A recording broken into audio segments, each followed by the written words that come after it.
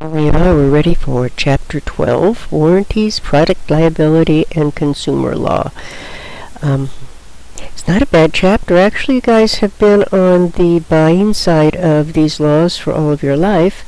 Now you're going to kind of look at the other side, where you're selling these items, and the contracts and the rulings and regulations that you have to be aware of to be able to not be sued by people. So first we have some terms, new terms. Bait and switch, which is, they do this all the time, only it's not quite as obvious as it used to be. They will advertise an item, really great buy, for maybe $10, but when you get to the store, they only had 2 of them and they were long gone, but they have another item that's $20. And if you want something similar to that, you could buy the $20 item. That's called a bait and switch. Cease and desist means to stop. You probably knew that. An express warranty, right here, means that it is written, it has exact terms. It could be oral also. And an implied warranty is a warranty such as a merchant has, when you start selling things as a retailer or as a merchant, it is implied that you're selling good goods.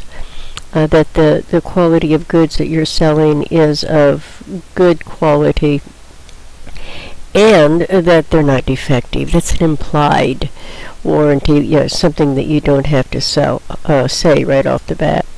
A lien is a hold against property, such as if you have a truck and you haven't paid, didn't pay for some repair on it. They could have put a lien against that truck so that if, when you sell the truck, part of the proceeds from selling that truck would have to go to pay for the bill that repaired it. And Regulation Z is for credit protection. There's some laws that explain credit protection, and it's called in Regulation Z. So let's start. We've got warranties, we have product liabilities, and we have consumer law. And we are going to start with warranties. These are fairly well like contracts. Let's pull this up just a bit. So, a warranty is a warranty of title. Number one, you've got to have a good title. You've got to be able to, you are the owner and you're the one that's selling it, and the title is clear. You've heard that. That means there are no liens and there are no copyright infringements or patent infringements against the item that you're selling. And here we go with the express warranties. The express warranties are going to show the description, the fact of what it is, the identification of it, and usually it's going to explain what it should, to the point, explain what is being warranted, whether it's a full or a limited or a 3-year warranty or a time limit of things. Then there should be a sample of conforming goods within that warranty, an example of what they consider to be good goods. So that's your expressed warranty. An implied warranty, now remember I talked about that. One is called merchantability, which means that when you sell it, it's properly packaged, it's properly labeled, it's of good quality, and it's reasonably fit, or it's in reasonably good shape. It's not damaged. The other one is called, the other implied warranty they talk about in the book is called fitness for a particular purpose. Fancy way of saying that if you say what you're selling is for this purpose, it will work for that purpose. Not that, I'm trying to think. Technology has a lot of this, and I do this a lot myself. If I go out and buy a special connection, and the connection says it's for headphones and a microphone, the plug-in, and I get it home and I find out it only has one ring on it, that means it's only for the headphones and the microphone won't work. So I bought it thinking, because it said on the tag it was for headphones and microphone. I bought it for that purpose. It doesn't fit my purpose because it's only for the headphones. So I could take it back and get my money back or get the correct one. And then there are overlapping warranties. Your implied and your express warranty should obviously agree. If they don't, then the express warranty takes precedent over the implied. And of course there are always disclaimers, and we all know that. We have warranty disclaimers. There's an exception to everything, right? You can verbally point out a part of the warranty that is not valid if you do so at the time of the sale to the buyer, and that disclaims that part of the warranty, but it has to be at the time of this sale, and it has to be very intentional.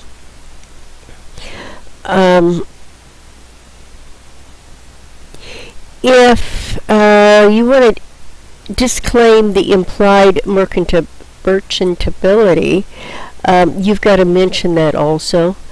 You've got to say, you've heard of as is. This is similar to that. This is sold as is, or I am not selling this as a merchant. I'm selling it as a personal citizen, private citizen.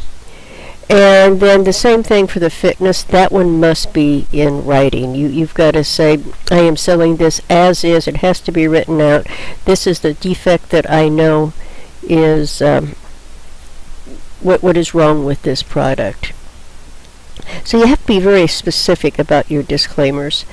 There's a law called the Magnuson-Moss warranty law, and it talks about it's for items over $25, and they must be labeled. You have to say whether it's a full warranty, which means you can fully repaired, fully replace, and usually fully refundable, or it's a limited warranty, where it's limited 30-day warranty for parts and labor only, or for parts only, or the warranty is only good if sent to the manufacturer. Do not bring it back to the store. That warranty law requires to have that in writing on the warranties for the item. And then of course we have limit laws for the cars, and I think you've all heard about that. They're usually cars that you will get that will have a multitude of things wrong with, and usually the dealership can't fix them, and you just keep bringing them back and bringing them back. Each state is different in what they have. There's usually a period of number of a limit to the number of times that a dealership can work on a defect and not get it corrected. And once you hit that limit, then you can file the limit laws and get a different vehicle for that. So those are the warranties, and it looks like it's time for a question. So I'll let you go check that out, and I'll meet you back here for product liability. So now, on product liability, we're going to look at something you've already learned about, was strict liability, which means no matter what, you are responsible for it. So whatever happens, you're going to have to take care of it.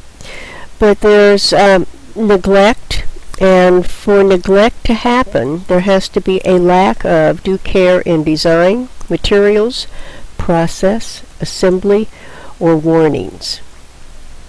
So that means that there was negligence in any of those areas. Privity, remember what privity is?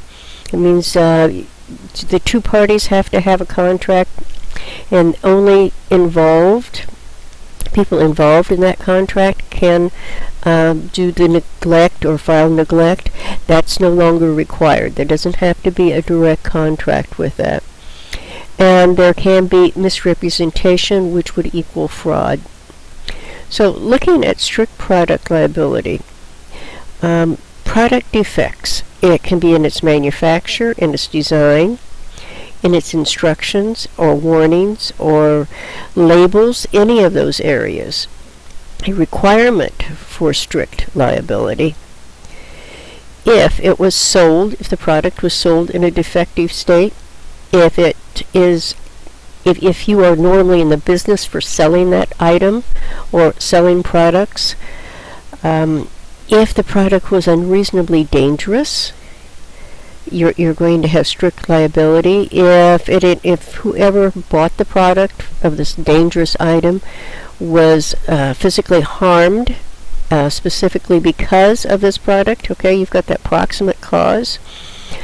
And finally, as long as the product hasn't been altered by the customer.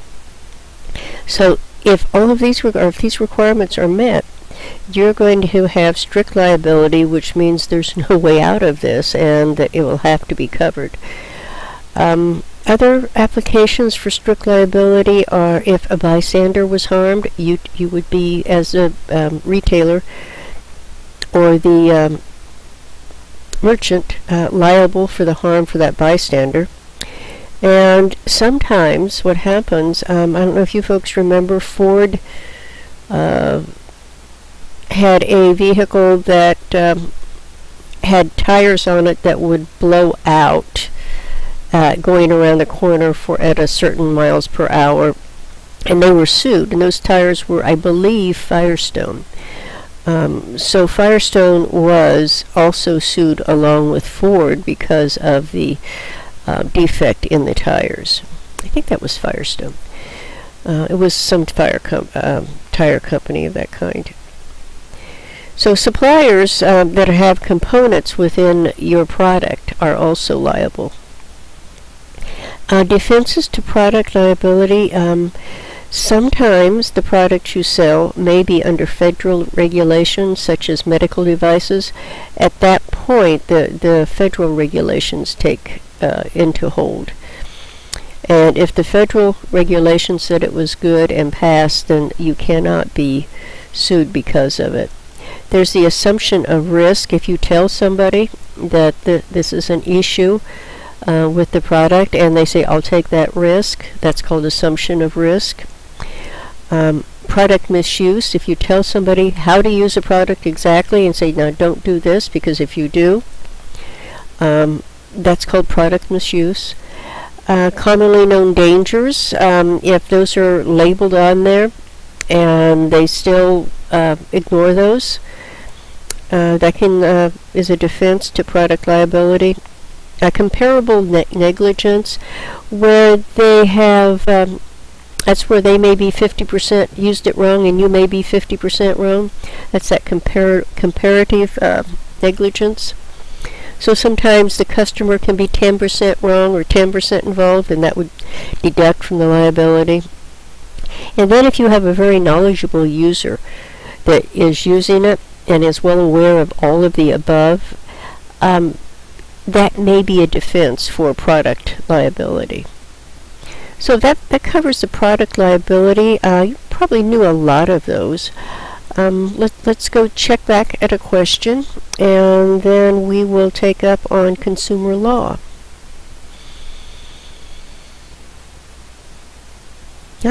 Welcome back. Consumer law. So consumer law is kind of interesting because it just keeps growing and growing and growing. And there are 6 areas right now that deals with consumer law. We have advertising, which is the Federal Trade Commission Act. We have labeling and packaging, which is the Fair Packaging and Labeling Act. Think of all your foods and all the information on medicines that you buy that have all the ingredients. That falls under this act. We have the sales, which is the FTC, mail or telephone order merchandise rule. Think of the no-call law.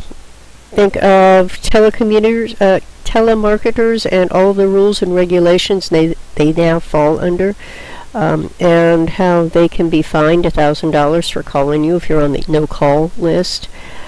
Then you have the credit protection, and there's the consumer credit protection, which literally protects people who borrow money from predatory lenders. Since this law came out, there's fewer and fewer people who are being taken advantage of by people who have unsavory business practices. There's product safety, the Consumer Product Safety Act. You hear of all the recalls that comes from the Consumer Product Safety Act. And then you have the Food and Drug area, and that's the Federal Food and Drug Cosmetic Act. So all types of areas, and we've added a new one, and that would be, let's just go through these again. We've added healthcare to that. The healthcare actually belongs down in this group now. It's now a consumer law in many ways. We've got the deceptive advertising, which is the FTC, and that's where that bait and switch comes in. Online advertising. Now you've got the cease and desist, and if they're fraudulent in the advertising, they have to do what they call counter advertising to explain, gee, I did that wrong and this is the truth. You have telemarketing rules, the do not call register. The labeling and packaging, really big on the food right now, but the menu labeling is becoming very big, where you will eventually go to McDonald's and find out how many calories you're eating, and in theory they're supposed to tell you how many calories an average individual would need during the day, and then how many calories they're eating with each selection on the menu. There's sales, and that's door-to-door sales in particular has been curtailed by this. There's something called cooling off laws. Not many people know this, but if you buy something from a door-to-door salesman, you have 3 days to cancel that order. Of course, good luck finding them. But there is a cooling off law. There's protection of health and safety, which would be the food, drug, and the consumer product. Also falling in here would be OSHA for manufacturing. And the new health care is a consumer protection, and actually it's trying to control the insurance companies. Number one, they can no longer refuse health care even if you had a previous illness. If you're 26 years and under, you can still be on your parents' insurance. And it controls the amount of money, premiums, the percent of premiums that have to be spent back to the consumer. And I think right now it's at 85%. So that it's trying to curtail exorbitant profits that insurance companies could make by charging higher premiums. And then we talked a little bit about the credit protection, several laws there. There's a truth in lending, which means when you make a loan, you have to know all the interest rate, how long it's going to take you to pay it off. You've got to know the alternatives to it. Same thing with your credit cards. You have the Equal Credit Opportunity Act, which means there should be no difference between a male and a female getting a loan, or an African American or an Asian. It should be all equal. Consumer Protection Act, we talked a bit about that. Fair credit reporting. They've got to tell you what's in your credit report. You've got the fair debt collection practices. Collectors have many rules and regulations where they can't harass you now, and they can only call you at certain hours. So this area, consumer law, continues to grow, and as I said, the healthcare is the latest one, which is interesting. It's seriously not been added to this and probably should be. So that kind of covers Chapter 12 and takes us to the end of this lecture. There is a question waiting for you right here. I will see you in class, and thank you for listening.